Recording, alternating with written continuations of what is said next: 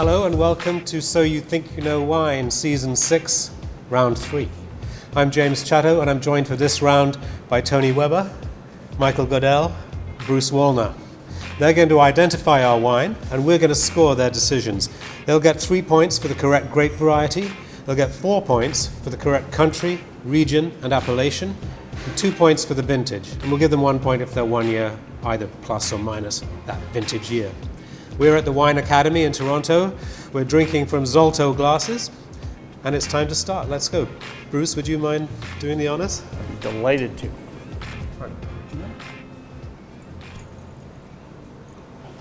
What do you think about the color so far? Yeah, it certainly has some color to it. I mean, it's starting to suggest something, but I've never really cared for looking at a wine. I think maybe you should taste it. What about acidity, Toni? Medium acidity. Not quite. It's definitely not a bracing, palate cleansing. Are we drinking the same wine? Came out of the same decanter. You find that to be higher? That's pretty fresh. Well, that's what I mean by forward. It's extremely fresh. Yeah. Initially, it appeared floral to me, citrusy, and now Has a little bit of bitterness. Not in a bad way. There's a phenolic bitterness that could suggest grape. I don't know. Is there enough to define what's in that glass? Can't decide yet. It's a tough wine. How else are you going to decide what this grape might be? What's the process? Well, first and foremost, there's really no discernible. In fact, there's probably no oak on this wine whatsoever. It's very fresh. I get a slightly honeyed kind of quality on the nose. Look, let's start talking grapes. Well, slightly, but not enough to send it into that Riesling or Semillon or Certainly any of not those. Riesling, but I'm angles. thinking perhaps Chenin. I don't know. One of my thoughts is that it could be Riesling, but it's not quite vibrant enough, right? Maybe it's Pinot Gris. Maybe Pinot Gris. It could be Pinot Gris. Pinot Gris from a cooler climate. Does it have too much emotion to be Pinot Blanc? Yeah. Like there's not a lot going on in the glass. It's a delicious wine, but there's not a lot jumping out of the glass. But it's not so restrained that it's Pinot Blanc. I'd be surprised at Pinot Blanc. I'd be surprised too. And the weight, I mean, does that guide you in any way? I'm already in a cool climate because it has vibrant acidity. It doesn't seem to be that much alcohol, and there's not that much weight on the palate. You know, it's medium bodied at best. It's a slight phenolic bitterness. Quite honestly, I don't have anything super solid to go on with this wine. Right. How about you, Toni? Sort of in the same boat. I don't get that sweetness of citrus that Bruce is referring to. I'd say it's more in the lemon camp for me. Again, a slight floral quality, a white floral quality. I get a slight honeyed quality, but it is mostly a neutral wine for me. So I'm thinking definitely Old World.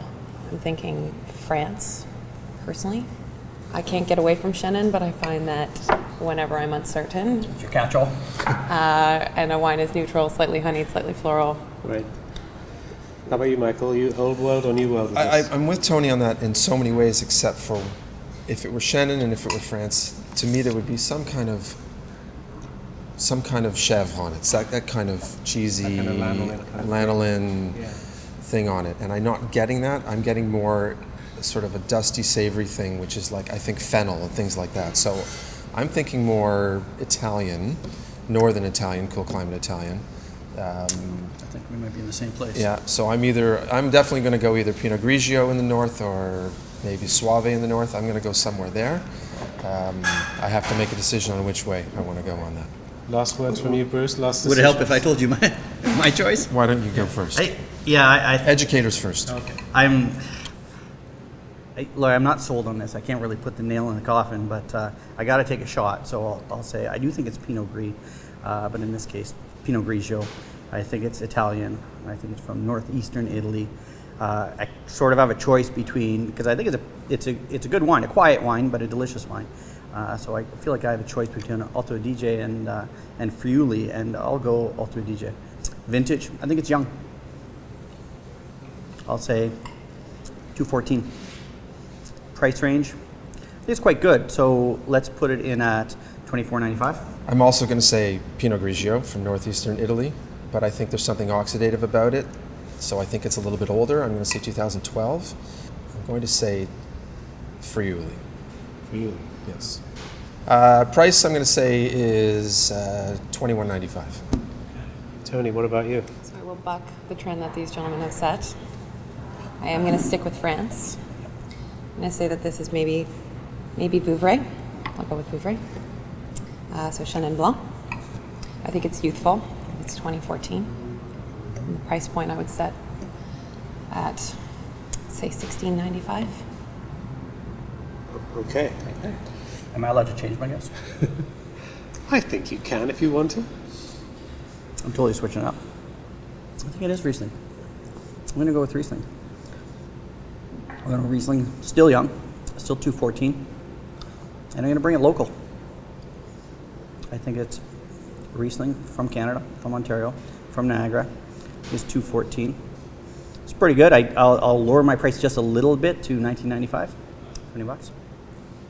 We will see what the truth is in just a minute. Let's bring out the wine. So let's see what we were tasting. Nope. Not even close. There we are. The Pinot Grigio from Italy, from Sicily, 2015, Sicily? $10. Ah, that's a nice wine for $10. So, scoring, Bruce Excellent. plucked defeat from the jaws of victory. He went from 6 points to 1. Tony also had 1. Michael, 5 points. You got it. Well done. Congratulations. What are the chances?